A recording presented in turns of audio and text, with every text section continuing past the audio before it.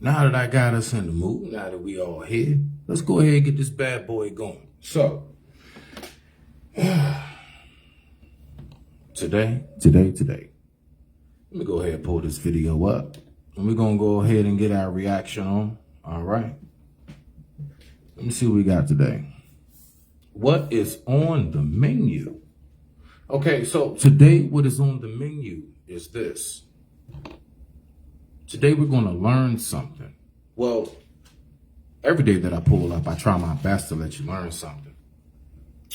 So we're going to listen to a very educated brother.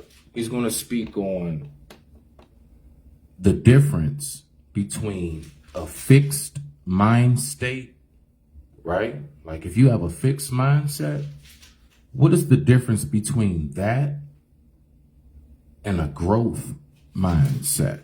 Okay. All right. So let's see what we got going on. All right. We're going to listen to this video and we'll chime in every once in a while. Whatever comments you have, drop them down below. I'll make sure to get to them. I promise you that much. All right. Don't be shy. So let's see what we got. So we're going to go ahead and we're going to go ahead and get to this video. It's a commercial. Don't mind it. All right. So let's see what we got right here. They are, and that's it. All right. So let's take it from the top. Ready? Let's rock out.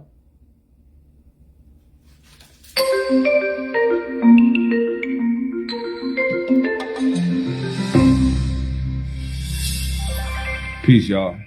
My name is Michael She King, and this is a special edition of After School. I'm a former professional boxer, an entrepreneur in the wellness space, and the host of the Silver Mind Savage Body podcast. It's a podcast in which we explore topics that expands consciousness, increases health, and share ideas from the world's top thought leaders. Now, I want to talk to you guys about growth mindset because it's very important. A growth mindset is an attribute of people who are self-made, okay? There is an opposing side to that called a fixed mindset. People with a fixed mindset have a more negative perspective on life and on people's position in life and their position in life. People with a fixed mindset thinks that people are born the way they are and that's it. They couldn't be more wrong. I want to tell you about what a growth mindset is and those who have those characteristics. We embrace problems as opportunities. These are opportunities to learn and to become more wealthy with wisdom. Life is always an exciting journey. See, we know that abilities can be developed with practice. We know that there are endless opportunities to figure out new things and to grow. We are not afraid to try new things. We encourage children to develop any new skill that they're interested in because it teaches them how to learn. We listen. To stop it right there. I would say that part, right? I would say that definitely I've seen that, right? Throughout my childhood, as much as I was taught by my parents and school and everything else, right? You know what I've noticed more than anything else that I've learned from? Personal experience. Just going out there and trying something. What we have to remember is that the large parts in which, children and how we were developed, it had a lot to do with personal experience. That's it. Bobo, I see you, man. LP, my man, all day. It's the personal experience that takes place, right? You see? That's what it is, and which is how we learn for real. Now, let's think about it. Right?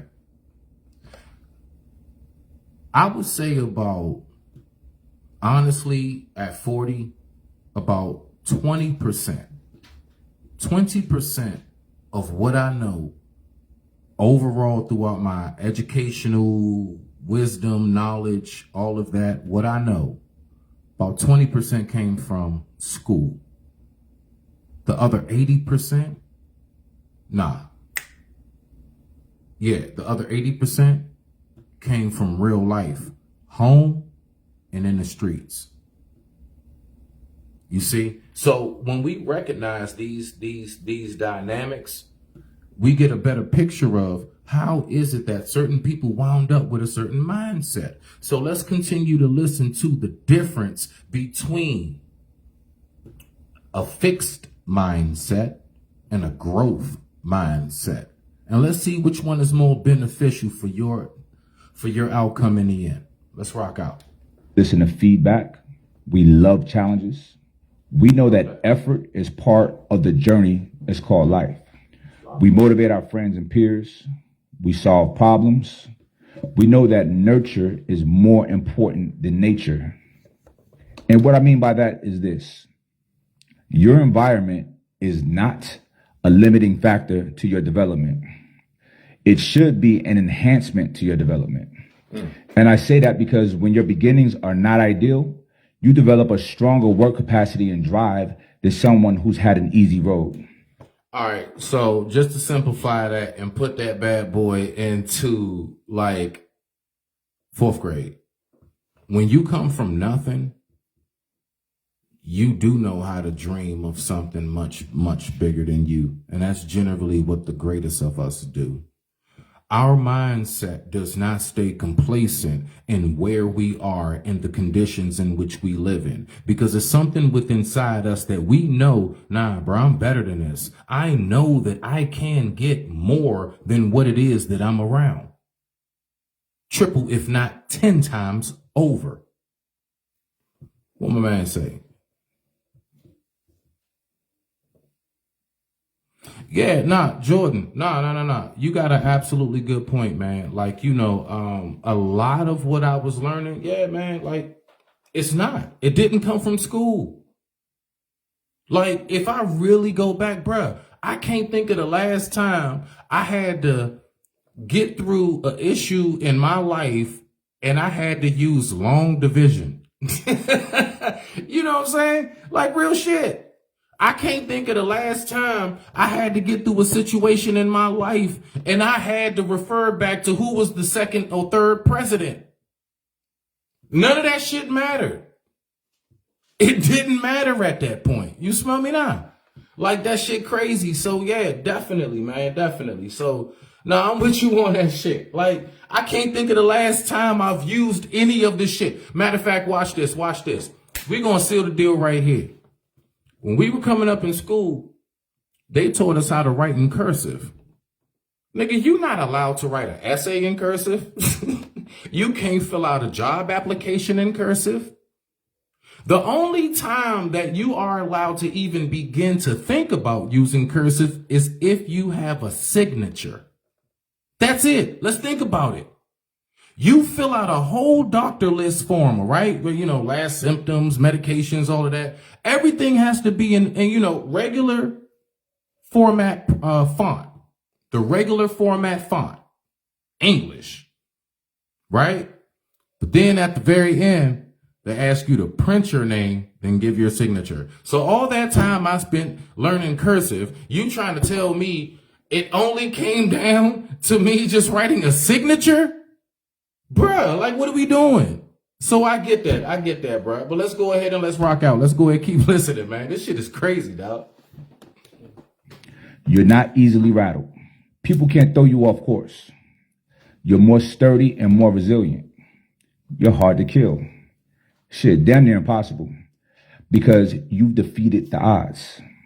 You use everything at your disposal to your advantage. What some people discard as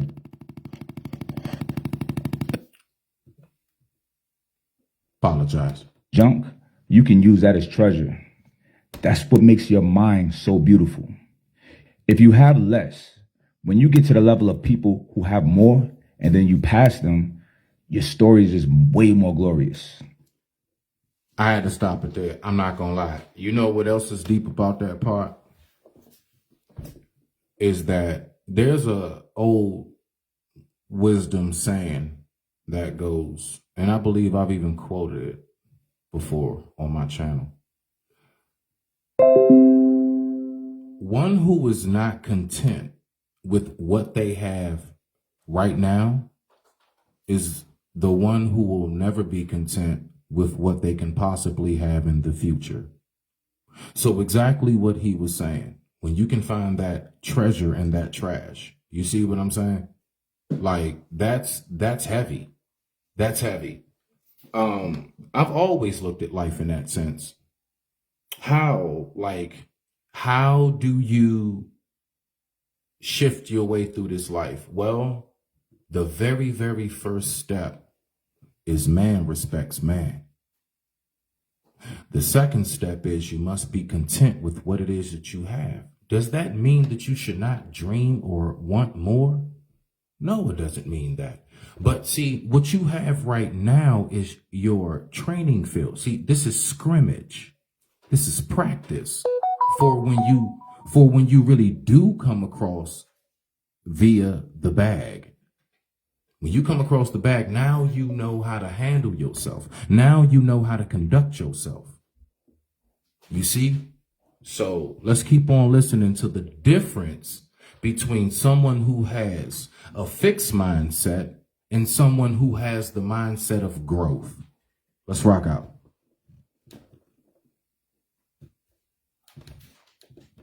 We also do not do excuses. Fuck that. I'm gonna tell you a story about myself. So around 12 years ago, I was a fugitive and I was homeless. I lost everything that I had.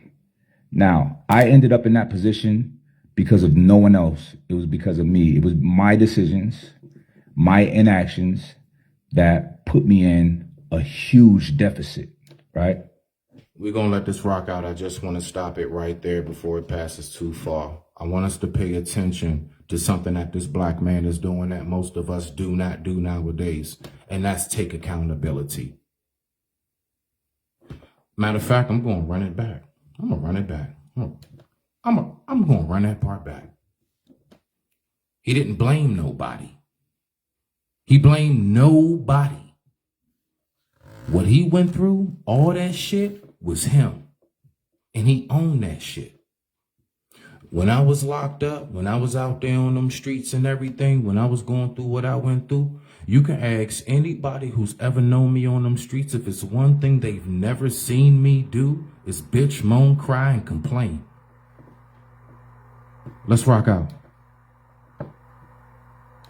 I lost everything that I had.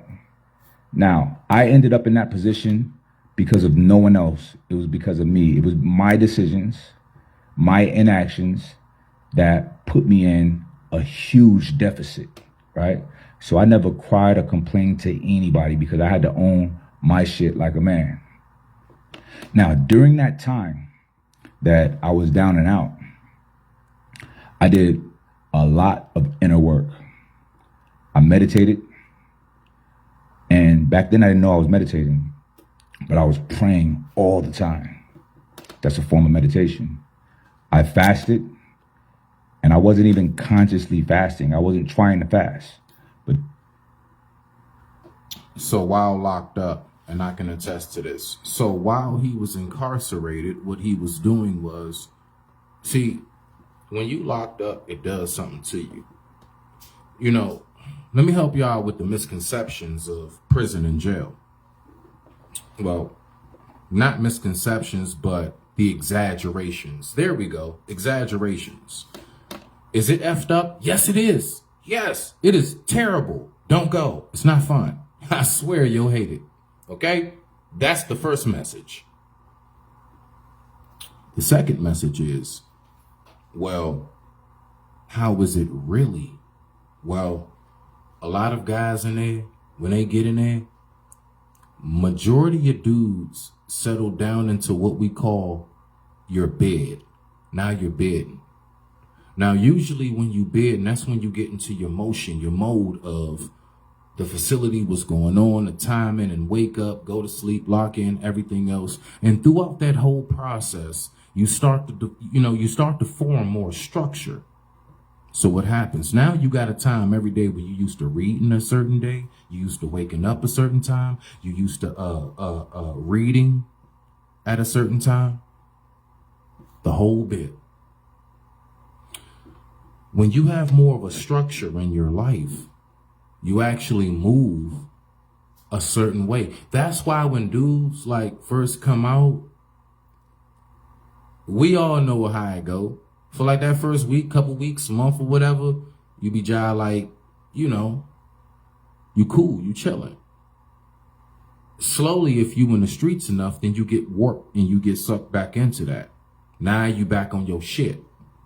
Thus, you wound up repeating the cycle. Then you go back to doing your bed. Now all of a sudden you praying again and everything else. And the whole cycle repeats itself. So let's pay attention to that. Let's rock out. But there were many days that I had no money to feed myself. And my logic was, well, fuck it. I've never been a thief. But I said, if I'm going to steal, it'll be because I need to eat. But I could not bring myself to do it. For one, I just think it's disgusting to take something that's not yours. But for two, remember, I'm a fugitive. So typically, people that's on the run, they get caught pretty fast by doing other crimes to survive. So I thought, how salacious and scandalous and lame would it be for me to have this huge case over my head and I'm on the run and I get caught in the grocery store stealing grapes and then they got me. So that prevented me from stealing. So, and I ain't gonna lie, when I was out there, I did everything but put a gun to somebody's face. Facts. I did whatever. For the most part, except put a gun to your face, violate anybody in any kind of way. I was just a very, very smooth dude. Y'all know that song by Michael Jackson, Smooth Criminal? I shit you not. If only you knew Smitty out LP. You better ask about me. Let's rock out. In that sense, I went many days without eating anything. So even though I wasn't fasting or meditating consciously, I still was fasting and meditating, and that did a lot of healing for myself. Now, I also worked humbling jobs to get myself back on my feet. Listen, I felt that energy of hopelessness. Yeah. I felt that energy of depression. I also felt that energy of anger and of fear. I said I felt it, but I did not accept it. I rejected it. Every time that I breathe, I can feel those negative emotions, but I'd redirect it and inhale it as fuel. So my problems became motivating factors. Because think about the alternative. Let's say that I did allow these problems to set a negative course for my life. I'd be another loser saying, if this didn't happen, I'd be rich. I'd be blaming other people for my shortcomings. AKA, if it wasn't for the power of discernment,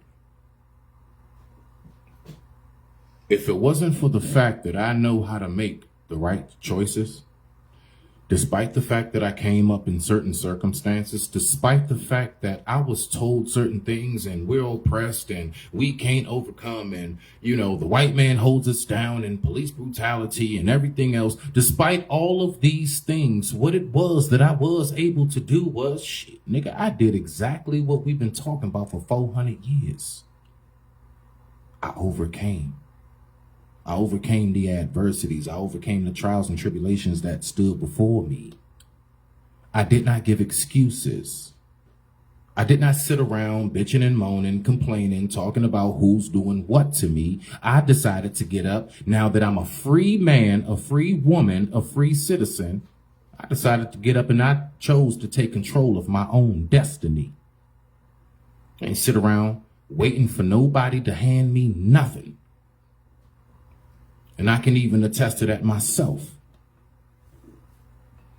Throughout that time I was on the streets, bruh, ask somebody when was the last time I was asking for a handout.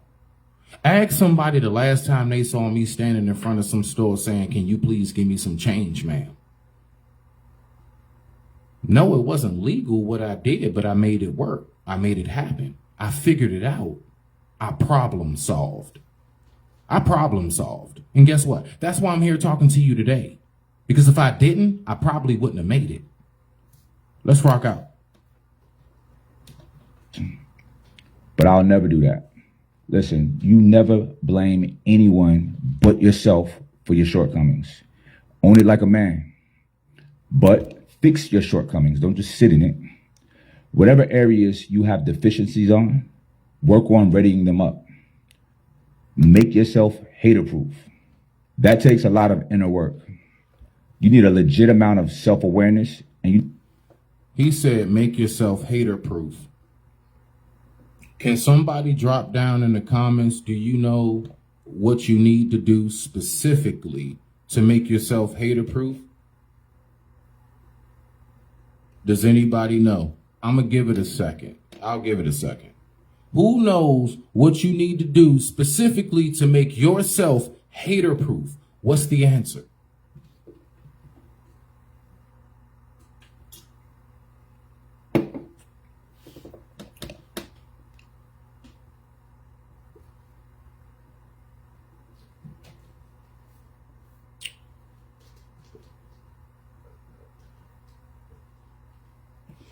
You got to own yourself. You right on to it, Bobo. You right on to it. You right on to it. Yes, but basically chase your purpose. That's how you make yourself hater-proof. Chase your purpose. See, when you are of value to others, when you really got something to offer, I mean, that's undeniable to like people, whether it's your talent, whether it's your mind, your creativity, whatever it may be. When you are of true value, you're hater-proof. See, what hater-proof means is that doesn't mean that you get to a point where nobody says anything about you. No, they will always talk about you. But when you're hater-proof is when they can talk about you, but they can't back up nothing that they say about you. Because your shit's solid. You airtight. You got receipts. People can actually speak on and vouch on what it is that you do. So when others get to talking crazy about you, there will be a host of folks that's like, what are you talking about? Where did you come from? Matter of fact, don't even answer. Just leave. That's how you make yourself hater-proof. Let's rock out. you need a legit amount of interpersonal intelligence. You need to know who you are. Identify why you're in the very position. He did just say that, Bobo. Know oneself. He did just say that. I did not listen to this video beforehand. That's wild. Because you did just say that, bruh. You did just say that. That you're in. Then identify if that's where you want to be or not. Then identify where you want to be. Then put a plan together on how to get there. Once you figure that out, there's something that I need you to do before you start your journey. You need to take inventory on everybody in your life and honestly look at your relationship with all of them. How many of us sit back and observe who our company is? How many of us sit back and observe who our company is? Bruh, I can tell you right now, I don't even play with that. I don't play with that. Anybody around me is basically family. I don't play with that. Because one thing that I've learned is that they will damn sure smile in your face, but when they say they will stab you in the back, look, watch this. If anybody out here plays cards, we all know that there are four kings. You have the king of spades, you have the king of clubs, you have the king of diamonds, and then you have the king of hearts. Pay attention. Look it up for yourself. There's a very much so symbolic message that goes behind the king of hearts. We all know cards. When you play cards, no matter what game you playing, it's all about your strategy. Let's take spades, tunk, blackjack, for example. You have to know how to utilize your military. Your spread is your military, just like on a chessboard. Believe it or not. The King of Hearts, if you look at it, if you have a deck of cards around you, go grab it. The King of Hearts actually is the only king. If you look at the card, every king is holding like a weapon or something, whether it's an axe, a sword, or something, right? The King of Hearts is the only one where you see the two hands, like the up and then the down. But the King of Hearts is the only one that has a third hand. Pay attention.